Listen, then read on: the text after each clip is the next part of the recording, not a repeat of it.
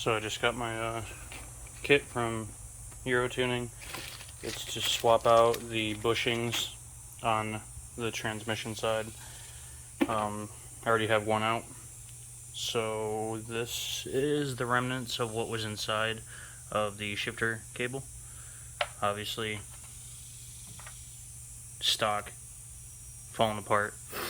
This was actually floating in there free because it broke loose of all the rubber, and it was causing slop in my shifter, which I wanted to get rid of. So I actually got the Diesel Geek kit for inside the cabin, and this is the Urotuning kit. So it comes with these billet end caps here. It's two of them like this. You just put one on either side, and as you can see, that it's impossible to have play in here unless the plastic itself breaks.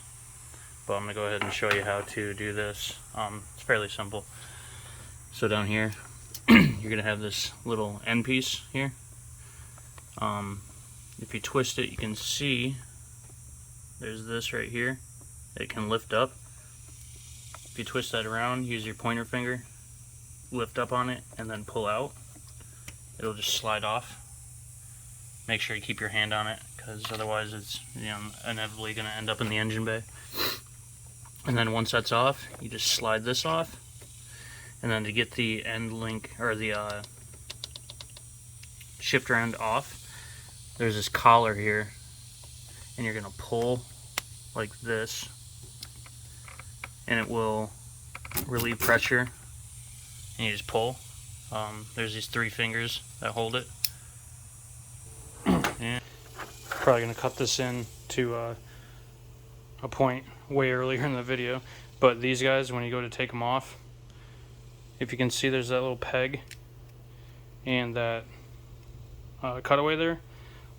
What you're going to do is bring it all the way down, and then once it's all the way down, you twist. So bring it down and then twist to the right, and it locks them open, so you can pull them off and put them on. My bad for not including this out. And as you can see, this one, it's seen better days, and I'd be willing to bet. Yep. See, that just pushed right out. That was part of the slop.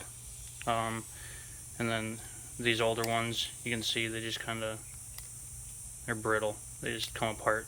But if you were doing this and your shift cable ends weren't bad, and you're trying to replace this, you would get a flat head, put it under here, and kind of try to push out. If you don't plan on keeping these middle pieces, which reinstalling probably isn't very feasible to do, you could take a knife and run the edge of the spindle in the middle, and then push the spindle out, and then follow suit with the rest of the piece. That's what I would have done if this hadn't worked out. So, like I said, you're going to take these pieces,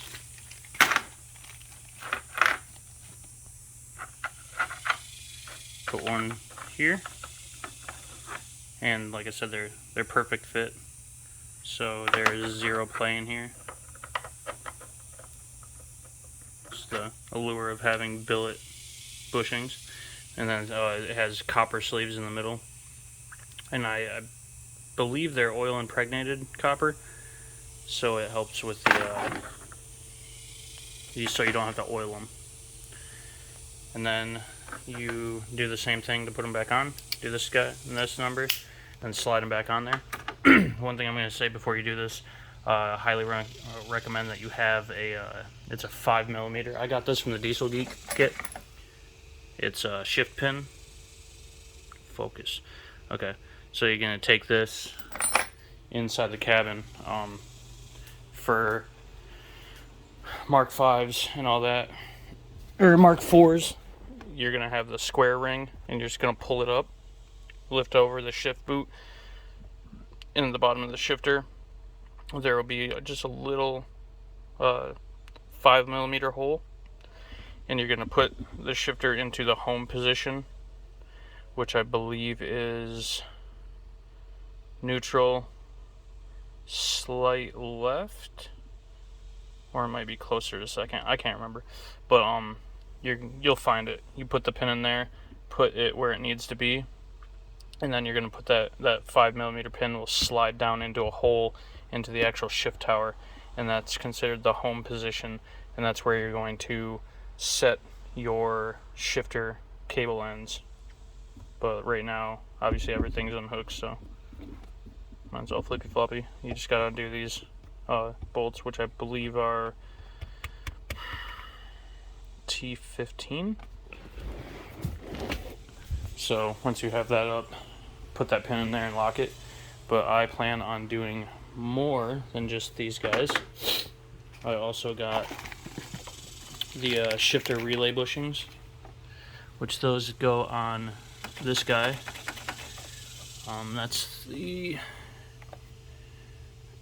It's got the same pin, so you're gonna go ahead and remove that pin, or the clip, and that guy literally pulls out. And you also have your slider bushing on here, which this is the Diesel Geek Super Slider, which was amazing. And the stock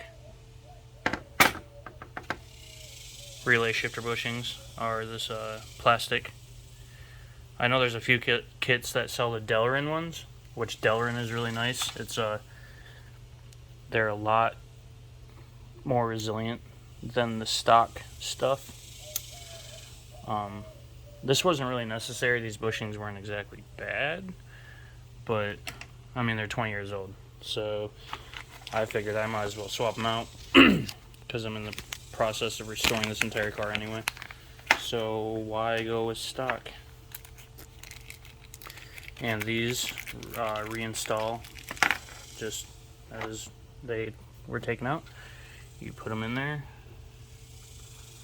and they just slide in there.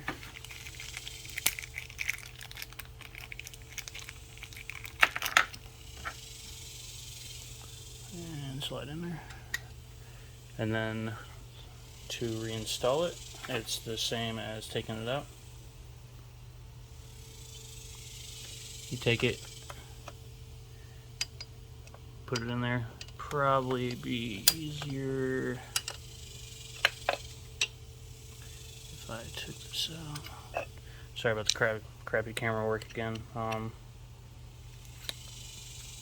using my phone for this. Less than ideal, but so you're gonna put that back in there. Line up the peg, and just like that, it's back in. But I'm going to be taking the shifter arm off as well, because I have bushings and stuff to put in that, and then I'll be taking off the shifting tower as well. I'll include that in the video. So part of this kit is the shift rod bushing. It's gonna look like this. It's a steel tube with little bearings inside, and they go up and down. And I've seen people ask on forums where it's at. So up here, where the shifter arm is, right in the middle of the shifter arm, you got this guy right here, and it's gonna be a 13 mil. Where's that? Right here. A 13 mil nut. You're gonna take that out, then slide the shift arm off, and then a 13 mil here and a 13 mil here. And once you have those off, it's kind of a pain, but you put your fingers on either side, pull up while shaking on this, and it will eventually unseat because it's got this O-ring and stuff on it, and it's going to be right here.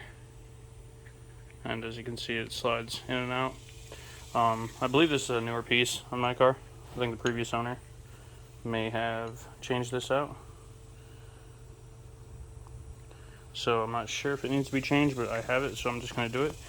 I'm going to go ahead and pause real quick while I take this out.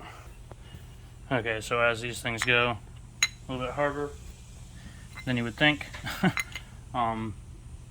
So this is the rod bushing, and what I did is I grabbed a 27 mil.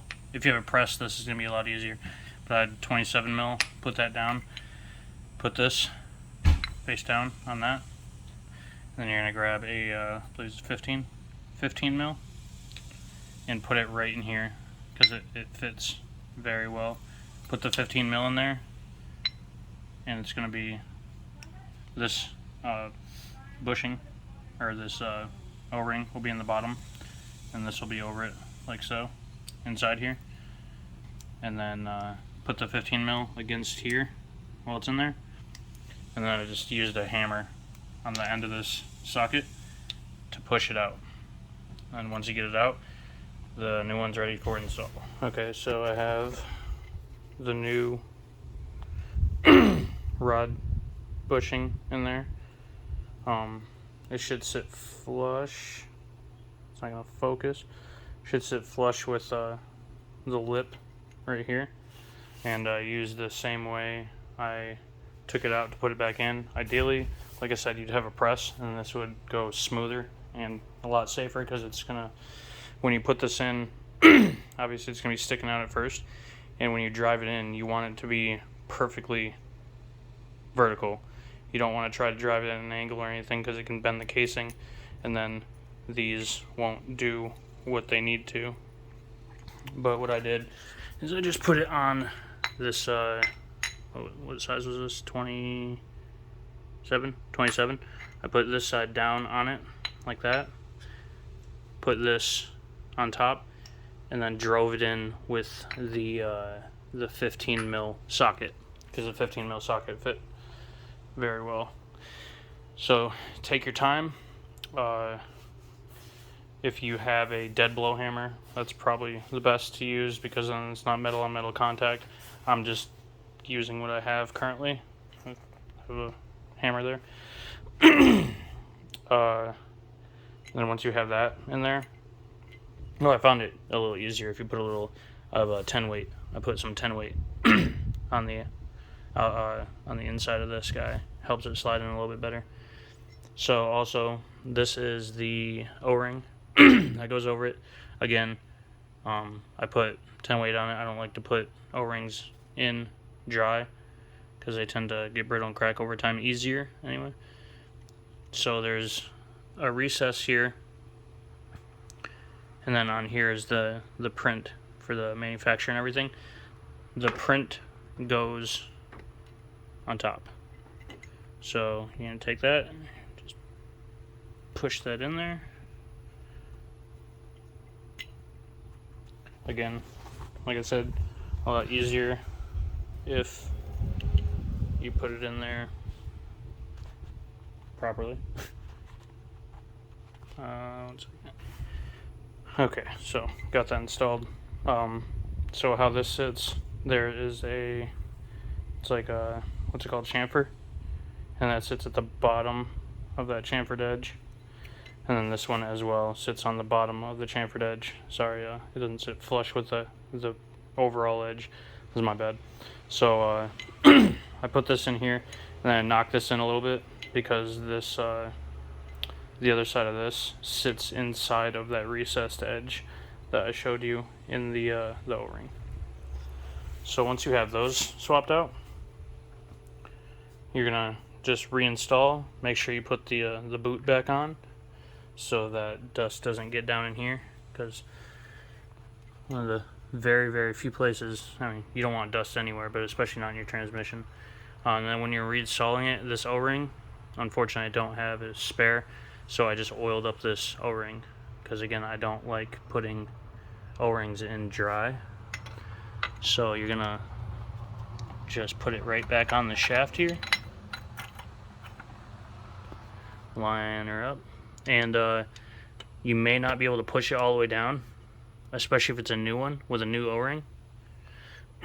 But you put it in place and then drive these bolts, and the bolts will bring the whole plate down.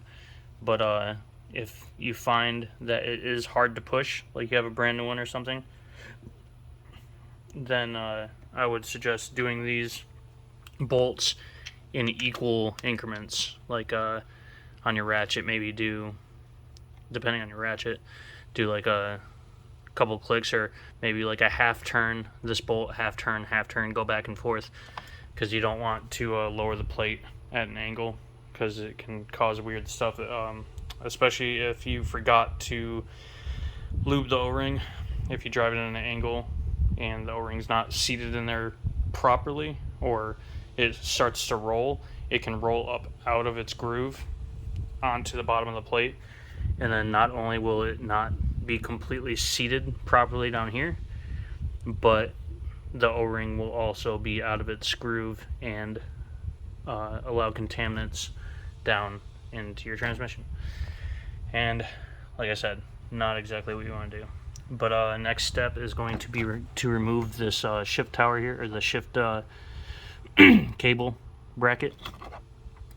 And this kit comes with these billet aluminum bracket spacers, and I'll go ahead and show you that once I get there. So removing the shifter bracket here, I have there's 3 bolts, one on the side here and 2 on this side. And to remove the cables from the bracket, there are these C-clips right here. So I got one off, so I'll show you the other one. It's going to be right here at the base of the boot, on the towards the front of the car. I just use a flathead, and it will tilt it out a little bit. And then once you tilt it out, you can just use pressure, pull up on it, and it comes right out.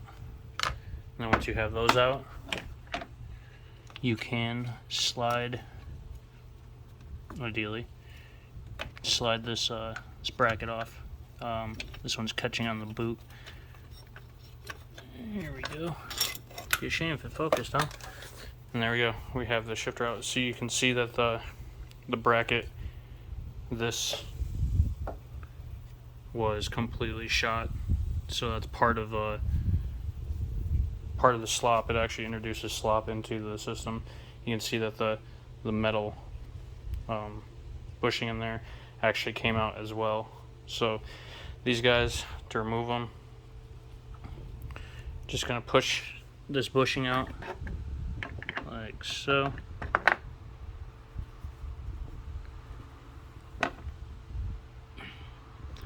These the rubber in these is surprisingly still decent.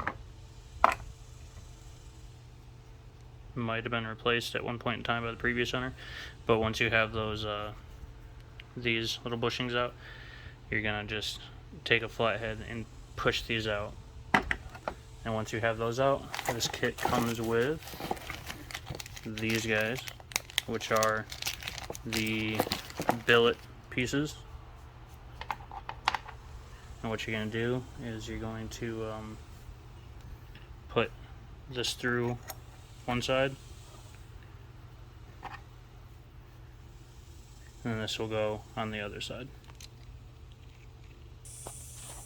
Okay, so on the transmission here, where this third or first, depending on what order you're doing it in, where the first one sits, you're going to have this post here on the side of the transmission, or at least mine does.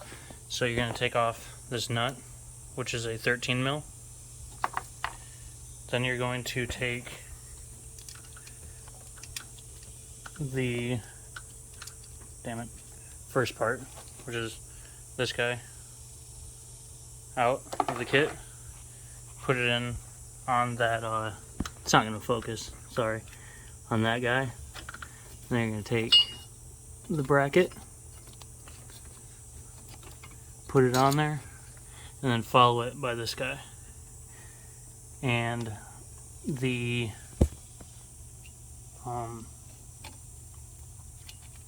way these are set up is there's going to be a small amount of overlap on one bushing. So I'll show you right here. So you got this one that has that recessed part, and this one that has the lip. So you can see that once they go together, they actually fit very snugly, because I got it at an angle, so it's kind of stuck. So they're going to fit together like so. And that gap right there that they have is the width of the plate that they go into. So it's probably going to be kind of a pain to get it in there, but you'll just kind of wiggle it around until you feel it seat, like I just did. And then as you can see now that it's seated, the bush or the bracket doesn't really move up and down. And then once you get that in place, you go ahead and put this 13 mil back on, and then you continue around with the other ones. So we got the bracket back on with the billet bushings down there. If you can see it, my phone's being a jackass. Okay. So before I put it back on there, I cleaned it up, because there's no use putting back dirty stuff if you have it off and can clean it. So put the bushings back on there, new bolts that came with the kit, and then put the lines back through and put the C-clips back in. A lot of people forget those, believe it or not. Get in a rush, put things back together, forget the clips, and then the first shift you do, the shifter cable goes in, and you wonder why you don't have any gears. I got the cap back on here with the new rod bearing, the new O-ring up top, and the new or not new boot, but I put the boot back on because the boot wasn't ripped or anything. And like I said, make sure it actually seats down. There's like a little indent that seats on. So all that's back together. After you get that back on there, you're gonna go ahead and throw your shifter arm back on there. The I forgot exactly what this one's called, but another one of the shifting arms. And then once you have the shifting arm back on there, you can put your shifter cable ends in there with the new fancy new bushings.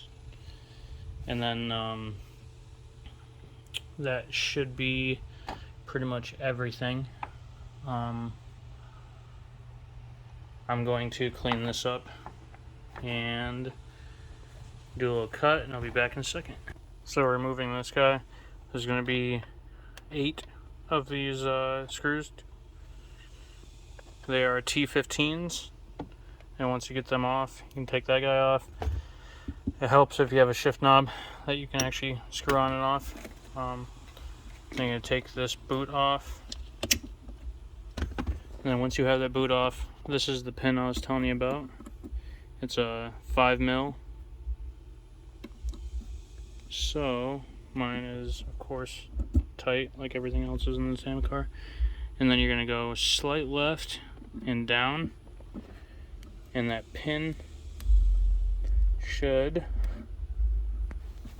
if it's being cooperative, slide into that hole down there.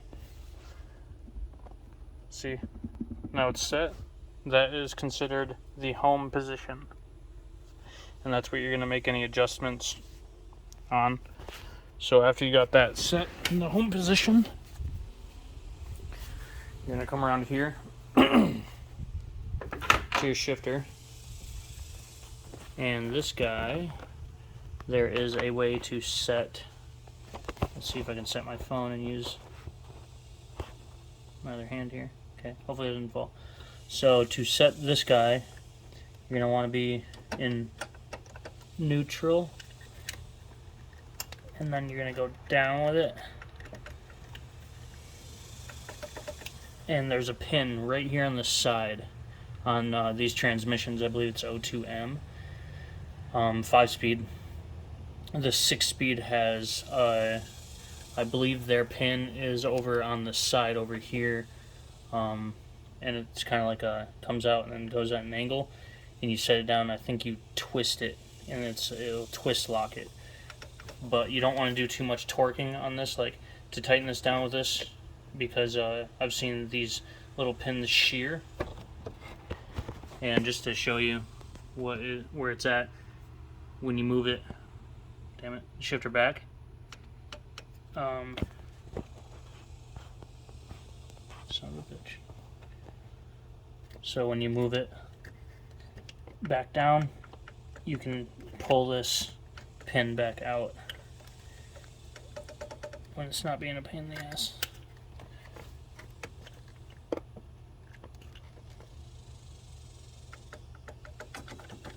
There we go. And you can see you can actuate it, but we want to lock it so that nothing can move. And then once everything's good and locked, that's going to be where you want to lock these guys. So you just twist this, it'll set that, twist that, it'll set that, and now that those are all set, you can pull this pin back out. Oh, now you're in my engine. And as you can see, now it's connected to the shifter. And it's not going to move because we have the set pin in there. Go ahead and pull this set pin out. And now you have a shifter with much less slop. Because before it was like this, and now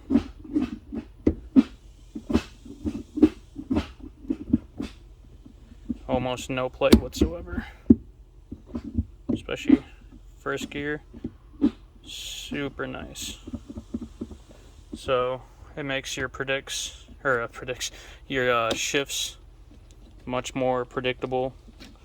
You don't have, like, sometimes when I'd shift towards the end of the shift, instead of just going in, it would go in and then push a little bit forward, and it felt like almost like you were pushing against like a sponge or something. It was really weird, kind of hard to explain, but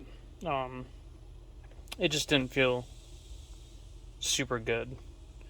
So like I said, I swapped out the bushings in here, under here, and all the ones in this video, and it resulted in probably the best this car's ever shifted, even from the factory, because the factory, like I said, have those rubber bushings, and I guess it's just more cost efficient for the companies to do, and it's a lot easier to just throw a rubber bushing in there. Going all billet aluminum would add manufacturing prices and everything else, probably for some stupid little aluminum bushings, probably add a good couple $1,000s on the car for no good reason. So yeah, everything put back together. This video has been super choppy. I have to edit it. It's gonna take some time. The last video I posted was the first video I posted in good like 7 or 8 years, so I have been out of video editing and all that for a long time now. So hopefully this video wasn't too terrible. Hopefully you at least gained something from it. I tried to look up how to do this on YouTube just to make sure I had all my steps right, and I couldn't find the video I wanted, so I figured I'd just make it. And it's a really worthwhile mod to do. When you're doing it, I highly suggest you take out your battery. It's going to free up a lot of room. And I forgot what all runs under. I mean, airbox. If you still have the airbox, that's going to need to come out, but that has to come out for almost anything you do on the side of the engine. So airbox, battery. From the factory, there's some PCV lines and shit that run through here. Probably going to need to pull that out, or at least move them. If you still have the secondary air intake, be very careful of that corrugated plastic tubing, because there's a really good chance that it's probably going to break. But as I said in my last video, if there's anything that you want to see, just let me know, and I will try to get on it. Kind of pressed for time. The next few weeks I'm going to be moving, so if I don't get right to it, I'll try my best to get on that for you. So just let me know. Have a good one.